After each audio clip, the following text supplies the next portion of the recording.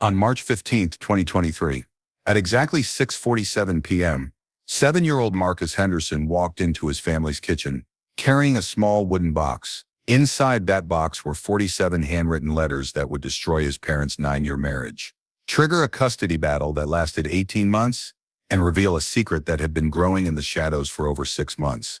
But here's what makes this story truly shocking. Marcus had no idea what he was about to unleash. He was simply looking for batteries for his remote control car when he discovered what his mother Sarah had hidden behind her jewelry case. Letters signed "Forever Yours, David," a name that wasn't his father's. What Marcus found wasn't just evidence of an affair, it was documentation of a love story that began 20 years earlier in a 7th-grade classroom, a romance that was supposed to be buried in the past, and a connection so powerful that it convinced a devoted mother to risk everything she'd built for a second chance at her first love. Tonight, we're going to examine every detail of how Sarah Henderson, a 32-year-old dental hygienist and mother, found herself torn between the comfortable life she'd created and the passionate love she'd never forgotten.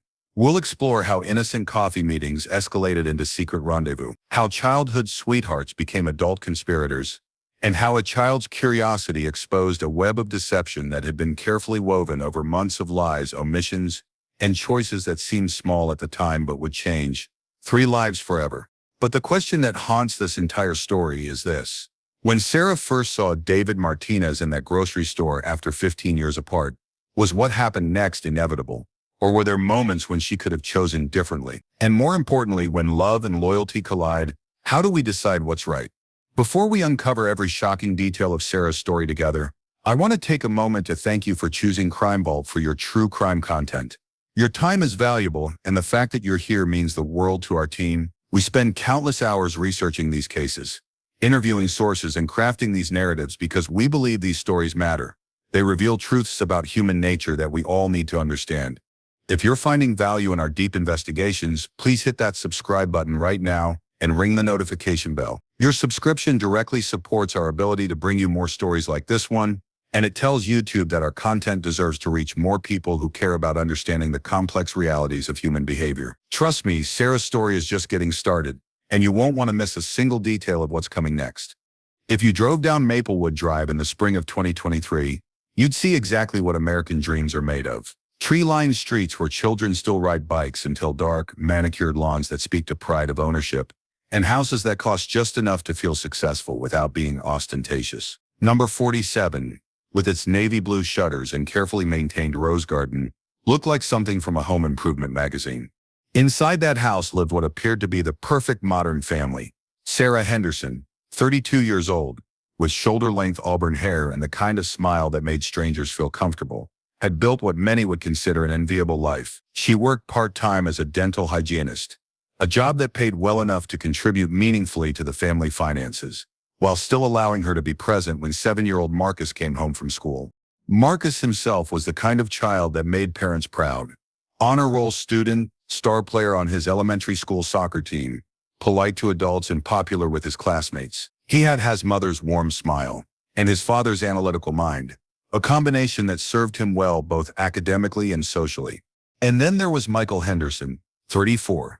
A telecommunications engineer whose career had flourished beyond their early expectations. Michael was the embodiment of stability, reliable, hardworking, and devoted to providing for his family. His salary allowed them to afford their dream home, annual vacations to Disney World, and the kind of financial security that meant they never had to worry about unexpected expenses. But here's what the neighbors didn't see. What the carefully maintained exterior was designed to hide. The Henderson family was slowly coming apart at the seams. One silent dinner and missed conversation at a time. The cracks in the Henderson marriage didn't appear overnight. Like most relationship problems, they developed slowly, almost imperceptibly, until one day Sarah looked around and realized she was living with a stranger who happened to share her last name.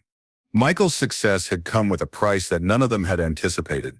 What started as occasional overtime became regular 12-hour days. Business trips that were supposed to be quarterly became monthly obligations. Weekend work that was meant to be temporary became the new normal. Michael would leave the house at 6:30 a.m., often before Marcus was awake, and return home at 8:30 p.m., usually after dinner had been cleared away. Sarah found herself handling everything alone. Marcus's homework struggles, parent-teacher conferences, medical appointments, household repairs, social obligations with neighbors. She was married, but she felt like a single mother pretending to have a partner. The conversations between Sarah and Michael became increasingly functional. Did you pay the electric bill? Marcus has soccer practice at 4. The Petersons' barbecue is this Saturday. They were managing a household together, but they'd stopped being companions, stopped being lovers, stopped being friends. Sarah began to notice things that had once seemed endearing about Michael. Now irritated her, the way he scrolled through his phone during dinner, how he would grunt responses to her questions without looking up from his laptop, the fact that he could sit in the same room with her for hours without really seeing her. But perhaps most painful was how Michael seemed to take her presence for granted. He assumed she would handle everything domestic, everything related to Marcus, everything that kept their lives running smoothly. And she did, without complaint, because that's what good wives do. Isn't it? What Sarah was experiencing isn't uncommon in modern marriages. Relationship experts call it married loneliness, the particular kind of isolation that comes from being physically present with someone who is emotionally absent. It's different from being alone because it comes with the added pain of expectation.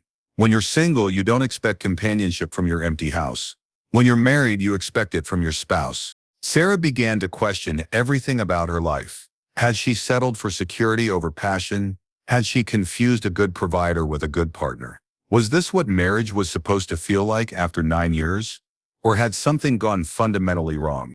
She started staying up later, long after Michael had gone to bed, sitting in their living room and wondering when she'd stop feeling like herself and started feeling like an accessory to someone else's life. She would look at photos from their early years together and try to remember what it felt like to be excited about seeing Michael at the end of the day. The hardest part was that Michael wasn't a bad husband by conventional standards. He didn't cheat, didn't drink excessively, didn't abuse her or Marcus.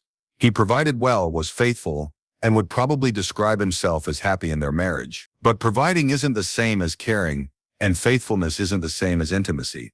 Sarah began to feel invisible in her own life. She was an excellent mother, a competent employee, a reliable neighbor, but she couldn't remember the last time someone had asked her what she wanted, what she dreamed about, what made her feel alive. This emotional vacuum in Sarah's life would soon be filled in ways she never could have predicted.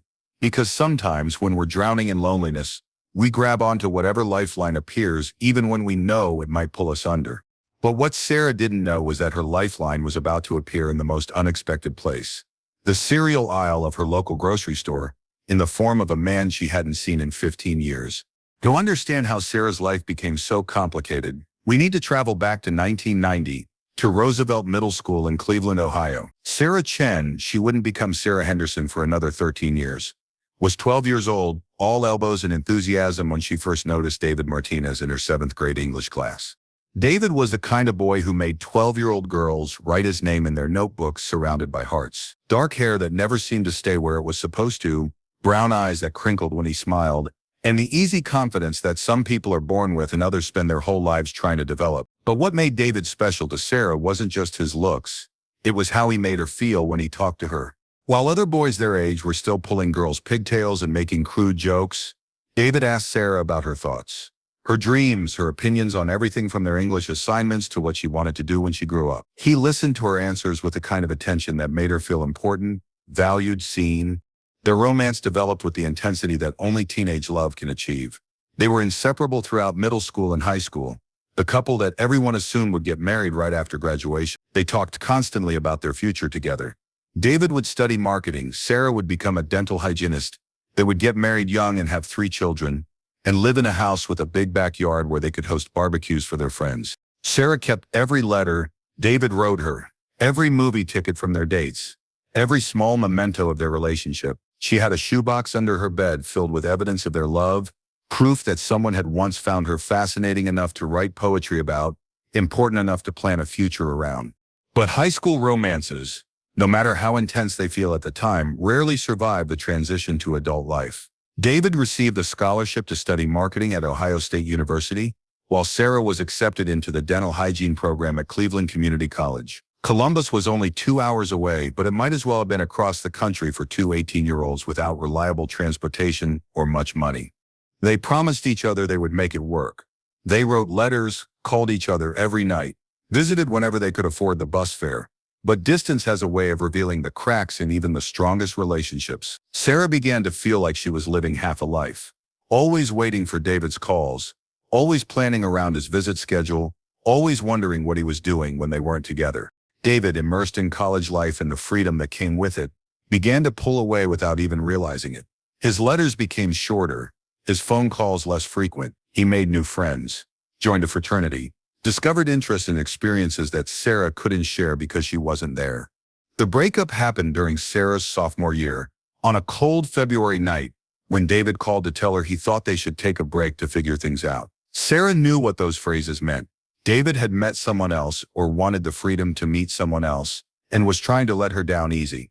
The conversation lasted 2 hours, filled with tears, promises to remain friends, and the kind of dramatic declarations that young people make when they're trying to convince themselves that ending something beautiful is somehow the right thing to do. When Sarah hung up the phone, she felt like someone had torn her heart out of her chest.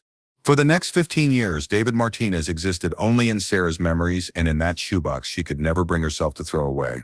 She heard through mutual friends that he'd graduated, gotten married, moved to Atlanta for work. She, meanwhile, had met Michael during her final year of dental hygiene school, fallen into a comfortable relationship that grew into love, or at least into something she convinced herself was love.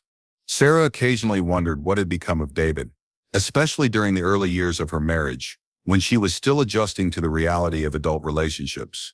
Michael was nothing like David. Where David had been passionate and spontaneous, Michael was steady and reliable. Where David had made her feel like the most fascinating person in the world, Michael made her feel safe and secure. She told herself this was what growing up meant: trading passion for stability, intensity for reliability, the unpredictable excitement of young love for the comfortable predictability of mature partnership. She convinced herself she was lucky to found someone like Michael, someone who would never break her heart the way David had. But sometimes, late at night when Michael was working on his laptop and Marcus was asleep, Sarah would find herself thinking about David. She wondered if he was happy in his marriage, if he ever thought about her, if he remembered their teenage dreams with fondness or embarrassment. She would remember how it felt to be loved with the kind of intensity that made everything else seem unimportant. And she would wonder if she would ever feel that way again. She had no way of knowing that David's marriage had ended 2 years earlier, that his job had transferred him back to Ohio, that he was currently looking at rental properties in Cleveland. She had no way of knowing that in 3 weeks she would be standing in the cereal aisle of her local grocery store when she heard a familiar voice say her name. And she definitely had no way of knowing that hearing that voice would set in motion a series of events that would destroy everything she'd spent 15 years building. Because some connections, no matter how much time passes, never really die. They just wait underground like seeds in winter soil, ready to bloom again when the conditions are right. And for Sarah Henderson, those conditions were about to become perfect. Saturday morning, February 18th, 2023, Sarah Henderson was having the kind of morning that would have seemed completely ordinary if you'd told her story up until that point. Marcus had soccer practice at 11, which meant she had exactly 43 minutes to get groceries, pick up Michael's dry cleaning, and grab coffee before becoming a soccer mom for the rest of the day. She was standing in aisle 7 of Kroger, holding 2 boxes of cereal, and trying to decide between the healthy option Marcus would refuse to eat and the sugary option that would make him happy, but her feel guilty when she heard someone say, "Sarah Chen, is that really you?" The voice hit her like a physical blow. She knew that voice would have recognized it anywhere, even after 15 years. She turned around slowly, almost afraid of what she would see, and there he was, David Martinez, looking older but still unmistakably himself, standing 3 feet away with a shopping cart and an expression of absolute amazement.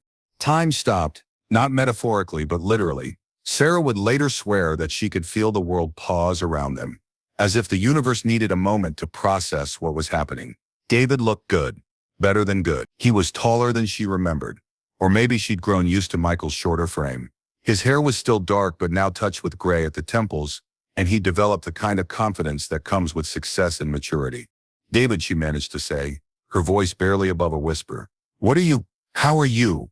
What are you doing here?" He smiled, and 15 years collapsed into nothing.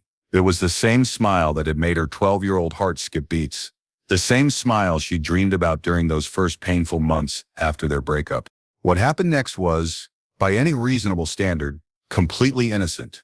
2 people who had once meant everything to each other catching up on 15 years of separate lives. David explained that he'd moved back to Cleveland 6 weeks earlier after his divorce was finalized and his company offered him a position managing their Midwest operations. He was living on Elmwood Street, just 4 blocks from Sarah's house, though neither of them mentioned this coincidence at the time. Sarah shared the basic facts of her life: her marriage to Michael, Marcus's soccer achievements, her part-time work at the dental office. But what she didn't share was equally significant. She didn't mention the loneliness that had been eating away at her marriage. She didn't talk about the way Michael barely looked at her anymore, or how she sometimes felt like she was disappearing inside her own life. They talked for 27 minutes in that grocery store aisle. Sarah would remember the exact time because she kept checking her phone, aware that she was supposed to be somewhere else but unable to make herself leave. David told her about his 10-year-old daughter, Emma, how difficult the divorce had been, how strange it felt to be starting over at 34. But underneath the surface conversation, something else was happening. Sarah found herself noticing things about David that she'd forgotten. The way he tilted his head when he was really listening, how his eyes lit up when he talked about something he cared about, the way he made her feel like the most interesting person in the room just by paying attention to her. "You haven't changed at all," David said as their conversation began to wind down. "You're still the most beautiful woman I've ever seen."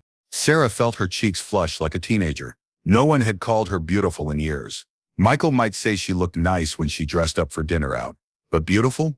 That was a word from another lifetime. The moment that would change everything came when David said, "We should get coffee sometime. Catch up properly. There's so much I want to know about your life." Sarah's first instinct was to say no. She was married. This was dangerous territory. Coffee with an ex-boyfriend, especially one who could still make her feel like she was 18 years old, was exactly the kind of situation that led to problems she didn't need in her life. But loneliness makes us vulnerable to connections we thought we'd outgrown. And the truth was, Sarah couldn't remember the last time someone had expressed genuine interest in knowing about her life, her thoughts, her experiences. When David said he wanted to know about her life, she believed him in a way she hadn't felt believed in years. "Just coffee," she heard herself saying. "As friends? To catch up." Of course, David agreed quickly. "Just friends catching up. Tuesday morning, there's a place called Riverside Cafe on Elm Street. Do you know it?" Sarah knew it. It was small, quiet. The kind of place where two people could talk privately without being interrupted. The kind of place where married women probably shouldn't meet their first loves for coffee. "Tuesday sounds good," she said. 10:30?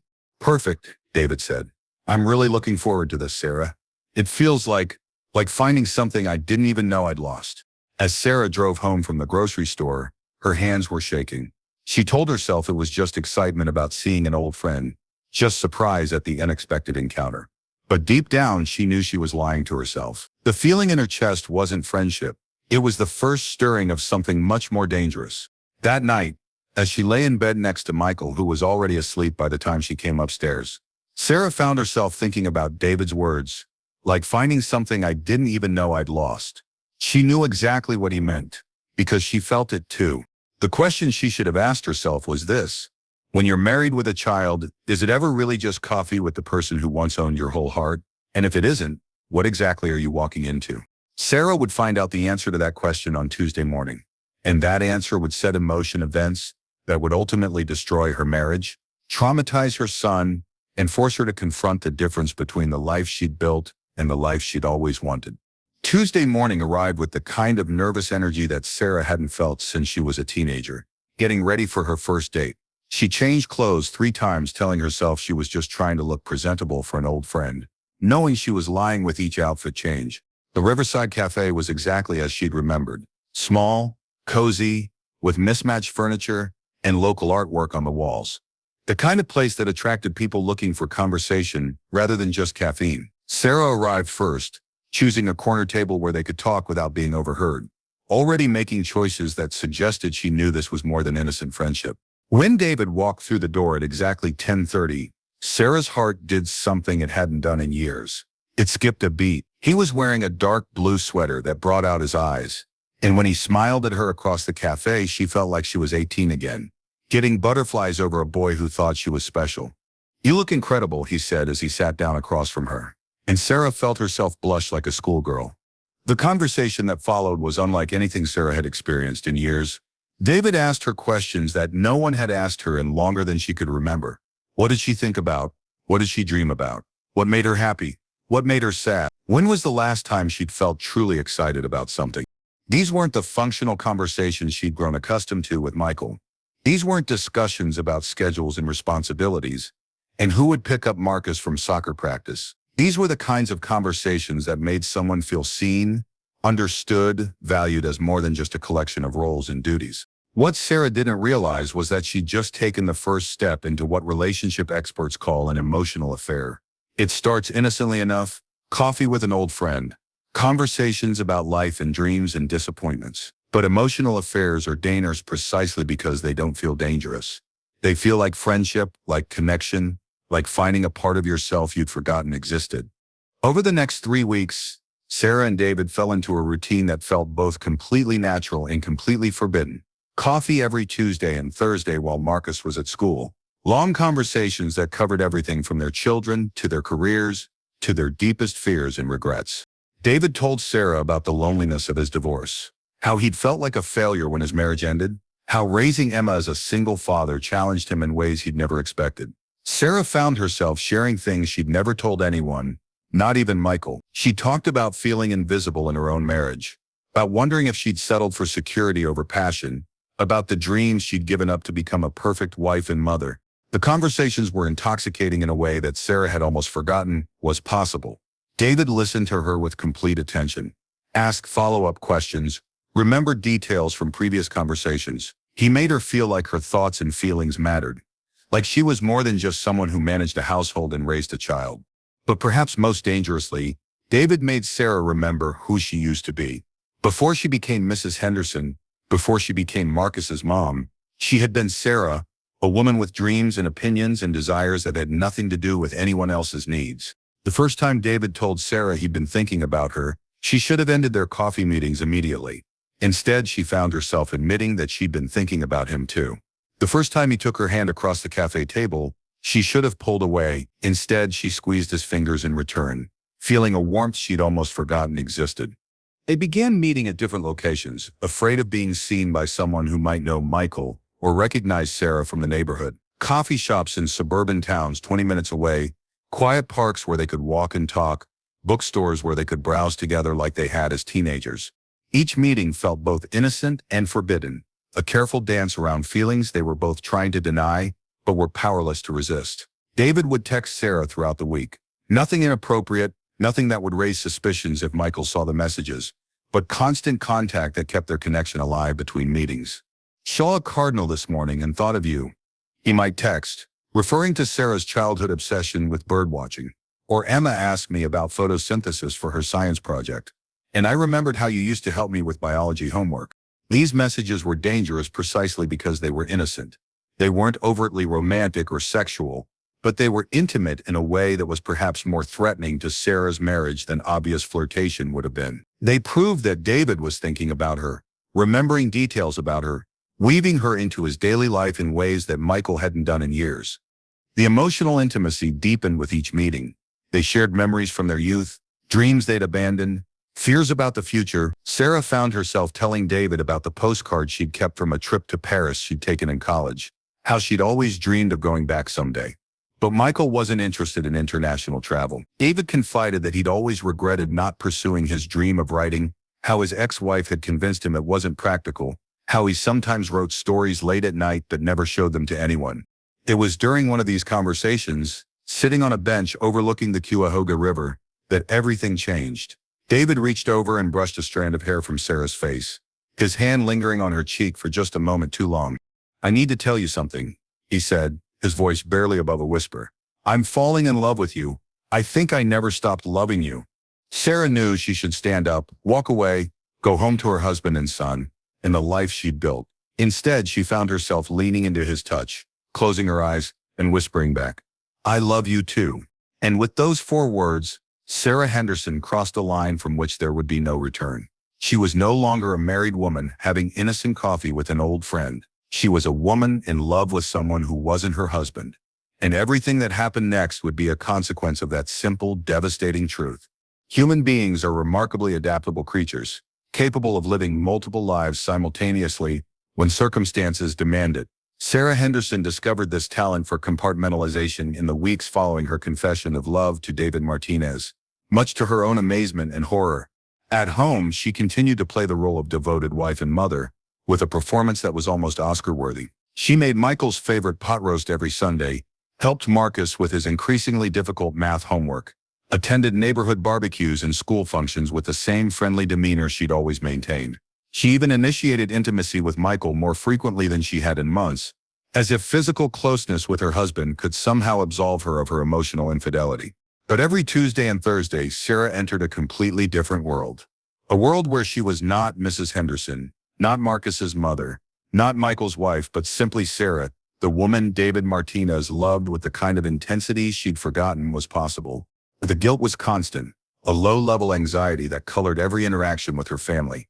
She found herself overcompensating in ways that probably should have made Michael suspicious, but somehow didn't. She planned surprise date nights, bought him expensive cologne for no reason, cooked elaborate meals that took hours to prepare, anything to quiet the voice in her head that reminded her of what she was doing.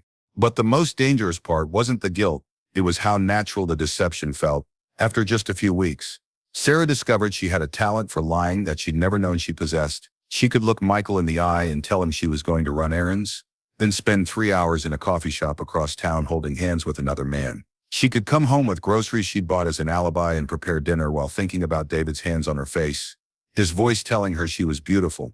It was David's idea to begin writing letters, old-fashioned handwritten correspondence, that felt both romantic and safer than the digital trail of text messages that could be discovered on Sarah's phone. They would exchange letters during their coffee meetings, taking them home to read privately, treasuring them like the teenage love letters they'd once shared 20 years earlier. David wrote beautifully, with the skill of someone who'd always dreamed of being a writer, but had settled for marketing copy and business reports. His letters to Sarah were filled with poetry about rediscovered love, detailed descriptions of how she made him feel, and elaborate fantasies about the future they could build together. My dearest Sarah, one letter began, I find myself thinking about you constantly, wondering what you're doing, hoping you're thinking of me too. Yesterday I watched a couple walking hand in hand through the park, and I imagined it was us, free to love each other openly, free to build the life we should have had 20 years ago. I know this is complicated. I know you have responsibilities I can't ask you to abandon, but I need you to know that loving you again has made me feel alive in ways I'd forgotten were possible. Sarah's letters in return were studies in conflict, love mixed with guilt, desire tempered by the reality of her family obligations. She wrote about the way David made her feel, beautiful, desired, intellectually stimulated in ways she hadn't experienced in years. But she also wrote about Marcus, about the terror of potentially destroying her son's stable home life, about the ways she was lying to everyone she claimed to love. I know what we're doing is wrong, she wrote in one particularly anguished letter, but I can't seem to stop myself. When I'm with you, I remember who I used to be, who I wanted to be. When I'm at home, I feel like an actress, playing a role that doesn't fit anymore. I love my son more than life itself, and I don't want to hurt him. But I also can't pretend that what I feel for you isn't real, isn't the most powerful thing I've ever experienced. For 8 weeks, Sarah and David maintained the fiction that their relationship was purely emotional. They were just old friends who'd reconnected, just two people who understood each other in ways their respective spouses never had. They held hands, shared long looks, engaged in conversations that were more intimate than anything either had experienced in their marriages, but they didn't cross the physical line that would transform their emotional affair into something undeniably sexual. That boundary dissolved on a rainy Thursday afternoon in April, in David's car in the parking lot behind the Cleveland Public Library. They'd been looking at old yearbooks, laughing about their teenage selves, when Sarah suddenly began to cry. Not gentle tears, but the kind of sobbing that comes from months of suppressed emotion, finally breaking free. I don't know who I am anymore, she said through her tears. I don't know how to be married to someone who doesn't see me, but I don't know how to leave either. I don't know how to love you without destroying everything else I've built. David reached over to wipe away her tears, his thumb gentle against her cheek, and Sarah found herself leaning into his touch with a desperation that surprised them both. The kiss that followed was soft at first, hesitant, filled with 15 years of suppressed longing and months of growing intimacy. I've been wanting to do that since the first day I saw you in the grocery store, David whispered against her lips. I know, Sarah whispered back. Me too. What happened next was inevitable in the way that avalanches are inevitable. Once the first rock begins to fall, Sarah and David began meeting, not just for coffee but for afternoon trysts in David's apartment, while Emma was at school and Marcus was in class. They made love with the passion of people who'd found each other after being lost for years, but also with the desperation of people who knew their time was stolen, borrowed, built on a foundation of lies that couldn't last forever. Sarah found herself living for these stolen hours, planning her entire week around the few precious times she could be with David, without pretense, without guilt, without the weight of her other life pressing down on her shoulders. She became expert at covering her tracks, stopping at the gym after their meetings so she could shower away any evidence, buying small items she didn't need so she'd have receipts to explain her absences, perfecting the art of looking Michael in the eye and lying about where she'd been. But secrets, no matter how carefully guarded, have a way of revealing themselves, and Sarah's secret was about to be exposed by the one person she'd tried hardest to protect, her 7-year-old son, whose innocent curiosity would soon bring her carefully constructed double life crashing down around her. Because children see everything, even when we think we're being careful, and sometimes the people we're trying to protect are the ones who end up destroying us. March 15th, 2023, started like any other Wednesday in the Henderson household. Sarah made pancakes for breakfast, Marcus's favorite, while Michael rushed through his morning routine already mentally at his office, even though he hadn't left the house yet. Marcus chaired